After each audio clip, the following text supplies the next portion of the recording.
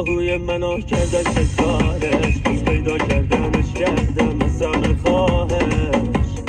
خوش بودش کنار یارش، من خیال میکردم نمیرسه کسی به دادش. دستش توی کاسه بود من کردم، نمیفهمید داره چی کار میکنه با دنیا.